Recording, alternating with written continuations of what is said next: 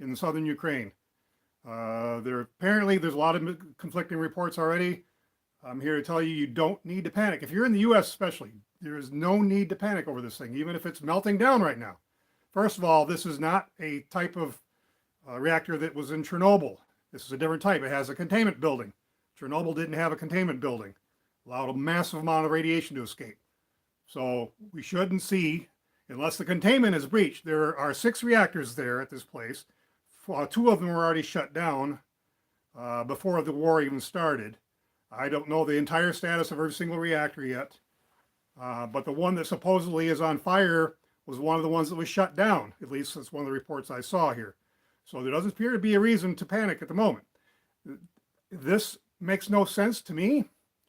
Why this would be happening, first of all, if I'm Putin, if I'm attacking Ukraine, and if I intend to occupy Ukraine, it doesn't make any sense to me whatsoever to attack a nuclear power plant that I'm going to be occupying. To try to get a nuclear power plant to blow up or melt down, really it melts down. It doesn't blow up. The blowing up part is hydrogen explosions, not a nuclear bomb type of explosion, okay? So it doesn't make any sense to me if I'm going to occupy that country to destroy a nuclear power plant that I'm soon going to be owning, conquering, because then it's a massive liability instead of an asset, you see. So that the whole thing kind of stinks to have him right at the beginning. I think there's a lot of fear mongering going here. So there's no reason to panic, especially if you're in the US. Now, if you're maybe in Romania or a country very close downwind, if there is actually a radiation release, you might have a little bit there, but the levels of radiation are going to be so low that you really shouldn't have to worry there either. I'm just being honest about it. And knowing how radiation travels, it just really can't do a lot of damage except right there at the plant, right nearby. So to be standing there shooting at it, to breach containment with an artillery type round would have to be a pretty hefty one. It'd almost have to be a bunker buster type a missile to be able to penetrate a containment vessel of a modern nuclear power plant. So it's not too likely that they're going to do that. Again, it wouldn't make any sense unless Putin has really gone mad, which maybe he has. Maybe I can't argue that. It doesn't make any sense to me that you would make something an extreme liability coming into a country you're just conquering. It doesn't make any sense whatsoever. So I don't know how much else I can say about it since I don't know the situation here. I looked up the plant and found out the basics that I just told you. There's going to be a whole lot of misinformation at first. We're going to have to wait a day or 2 or several days to find out what's really going on. There are lots of live radiation readings that you'll be able to find. I wish I remember the ones. I've been dealing with Fukushima so long that I don't know too many of the ones in Europe.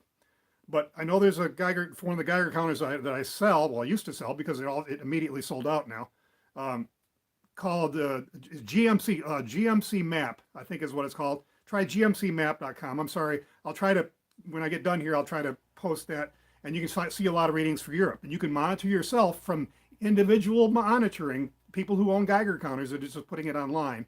You can see the independent monitoring for yourself to see that it's not going to be dangerous, okay? In fact, anything you measure with a Geiger counter is really not going to be dangerous, very, very dangerous, because a Geiger counter is just so sensitive for measuring radiation. What you really need is something like a survey meter. If it was really a life and death situation, you need something like what you see behind me here, survey meters, not Geiger counters. Geiger counters don't work for life and death. Geiger counters are toys. These are, oh crap. These are meant for nuclear war. So in the US now, absolutely no worry whatsoever, because most of my audience is in the US. Absolutely no worry whatsoever. You're going to have such small amounts of radiation that it won't be detectable by anything but a mass spectrometer, gamma spectrometer, something of that nature. You're not going to be able to measure it with any kind of Geiger counter anywhere in the US, even if it melts down and produces 10 times the amount of radiation like somebody's been warning already on the fear mongering on the news. Than Chernobyl. No, it's just not going to happen. So even if all 4 of those plants, let's say all 6 of them, even though 2 of them are operating, even if all 6 of them completely melt down, you don't have to worry in the US about being in danger from this. But that's the first thing that these fearmongers are going to start saying. My sales have already been extremely high the last 4 or 5 days since the word nuclear has been announced on the media, the fear mongering, and now we have this happening. So I may not be able to fulfill orders too much, depending on what happens here. But you don't need any of this. None of this is necessary in the US. And I don't do international orders, generally. I did send off an order to Canada and Denmark recently, but it's the postage is so damn high, it's really hard for me to send anything overseas. And then the customs, and then if any place at war, then you can't even send it anyway. So there's no need to be panicking over this. The only thing you really need for any kind of nuclear event, even if it's a nuclear war, in my opinion, the only thing you really need is potassium iodate or potassium iodide, either one of those two, or iodine if you can find it still at like a CVS or Walgreens or something of that nature, and get directions online to figure out how to use that properly.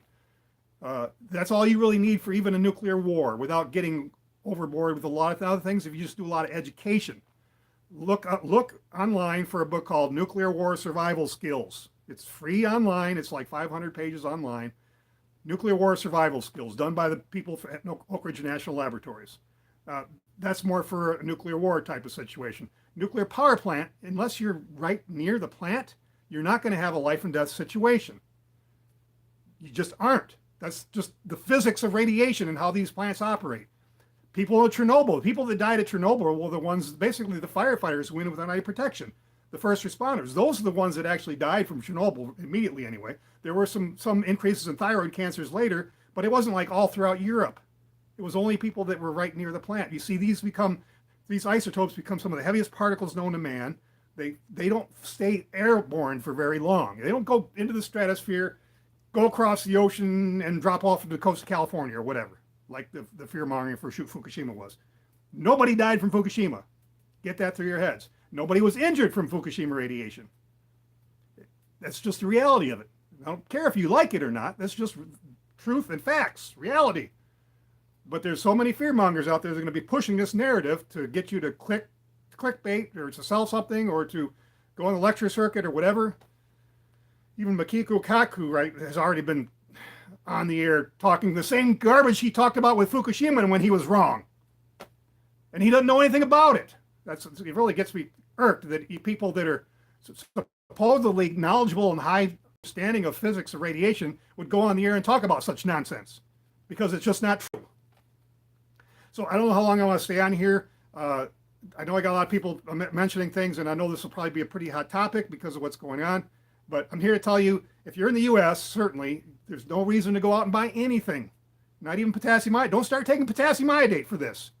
Even if all 6 reactors melt down, do not start taking potassium iodate for this, or potassium iodide or iodine. It's not going to be needed. You're not going to have high levels of radiation in the U.S. no matter where you live. We think there's a fire, and we think it's under attack. That's all that might be true at this point. What kind of fire is it? Were they shooting at transformers, and the transformers caught fire?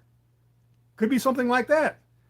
Supposedly there's some evidence of radiation. I don't know yet. We'll have to start looking at these live readings. You can continually watch the live readings all over Europe and find out for yourself that no, nobody's in danger. Okay, I guess I'm going to cut this short. I don't want people to not watch the video because it's way too long, because I could go on probably for hours answering questions and so on. But don't panic. Don't run out and buy something because somebody's got you fearful of radiation or whatever, because it's not going to be needed. Even if all 6 reactors melt down, you're not going to need it in the U.S. Maybe if I was in Romania or some other neighboring countries there, depending if the containment buildings really are breached, then they may have a little bit of elevated readings, but it won't be deadly. It won't. Okay, so thanks for watching. Probably more videos when we get updated later if I figure out how to get out of here now. I guess this button here.